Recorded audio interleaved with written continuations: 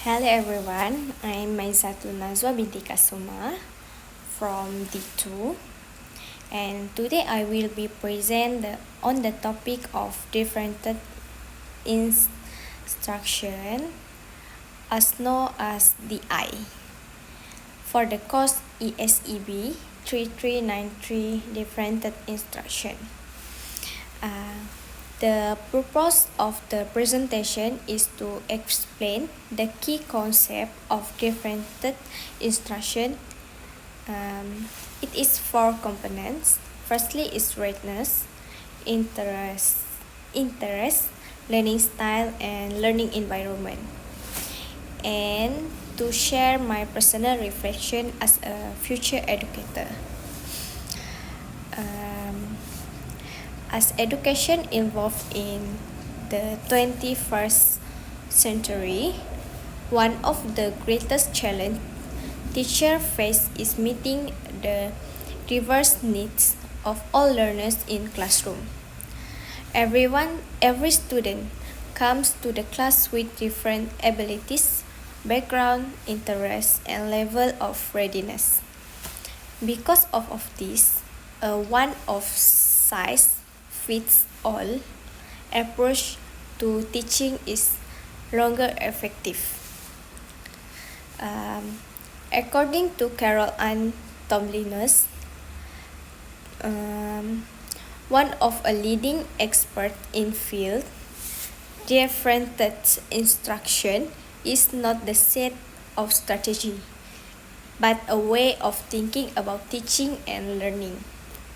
These statements remind us that differentiated instruction is just a collection of method or activity. Instead, it is respond as philosophy, a mindset that value learners' difference and encourage teachers to plan instruction that meet those difference in meaningful way. In this presentation, I will discuss for the 4 critical components of differentiated instruction: readiness, interest, learning style, and learning environment, and illustrate how this can be applied effectively in classroom setting. The first component of differentiated instruction is readiness. Readiness refers to a student's current level of knowledge, skill, and understanding about a particular topic before instruction begins. It is help teacher determine how much support or challenge each learner need to move forward successfully.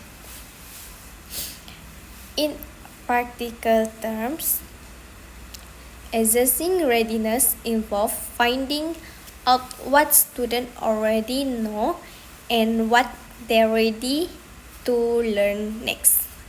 Teacher can use pre-assessment, quiz, or simple classroom discussion to gather in this information.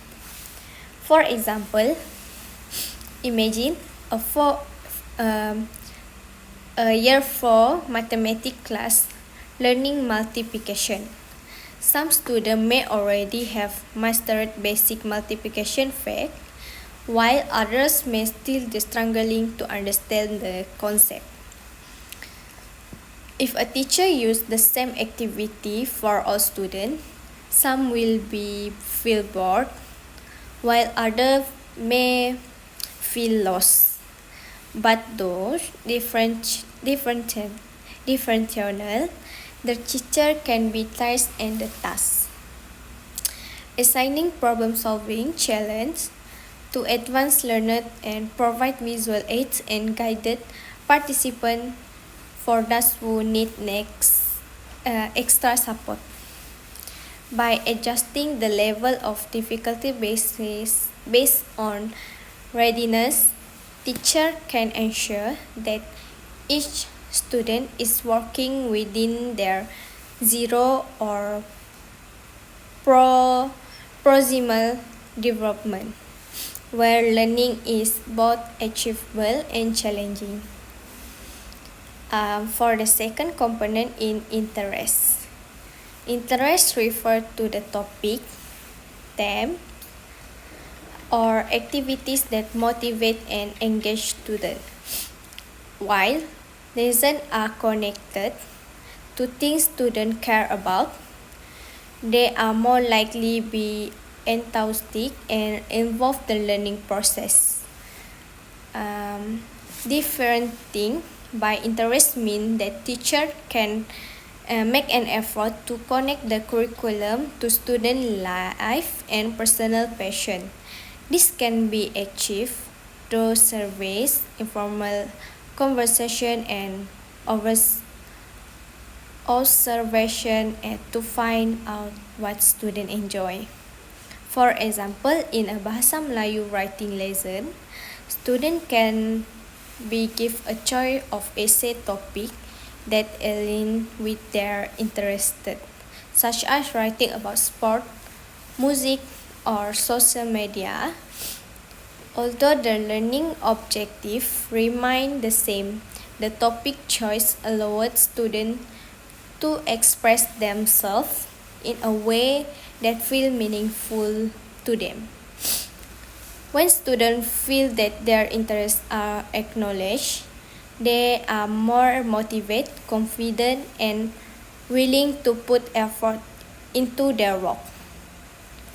This approach not only increases engagement, but also helps teachers build stronger relationship with their students. Therefore, differentiating based on interest transformation learning from something students have to do into something they want to do. For the third component is learning style. The third learning style is sometimes referred to as a learning preference. Let's describe the different ways students best retrieve and process information. While some learners prefer to see and read information, visual learners, others may prefer to listen, like auditory learners, or engage physical hand-on tasks, kinesthetic learners. It is true that research has questioned to scientific accuracy of learning style categories, but it is widely accepted that using multiple methods in instruction help reach a wider range of the learner. For the fourth, the last concept is learning environment. The learning environment includes both of a physical space of the classroom and the emotional climate. A positive environment is the one where students feel safe, supported, and respected. Physically, teachers can design classrooms that are flexible and adapted. For example, they may arrange learning stations with different types of activity, provide quiet corners for students who prefer independent work, or organize collaboration space. Emotionally, teacher can establish trust and open communication. They should encourage students to express their opinion and ask a question. A different learning environment also can help students feel that they belong and their needs matter. When students feel comfortable and valued, they are more willing to take risks and make mistakes and grow, which are all essential parts of learning. In essence, the learning environment serves as the foundation for successful differences.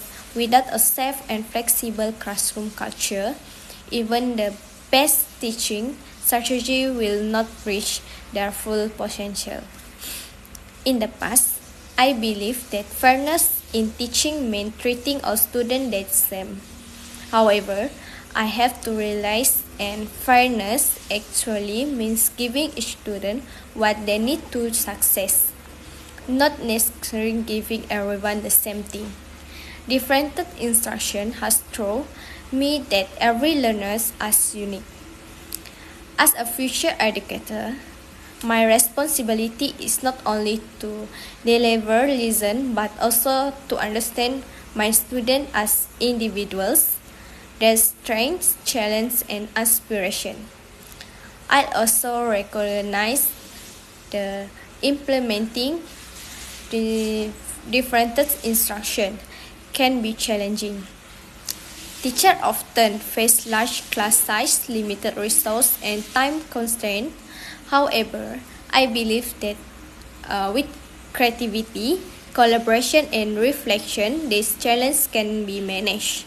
For example, using simple pre-assessment, rotating group activities, or providing flexible homework options can make differences practical, even a busy classroom. Personally, I aspire to continue developing my skill in lesson planning, assessment, and classroom management to support differentiate effectively. My goal is to become a teacher who not only teach content but also inspire confidence and curiosity in students. I want to create a classroom where every learner feels seen, supported, and capable of achieving success at their own pace. So in conclusion, differentiated instruction is much more than teaching strategy. It is a philosophy of education that values diversity and promotes inclusion. By addressing the four key components, teacher can design lesson that respond in individual difference while maintaining high expectation for all learners. Differentiated ensure that learning is equitable, engaging, and effective.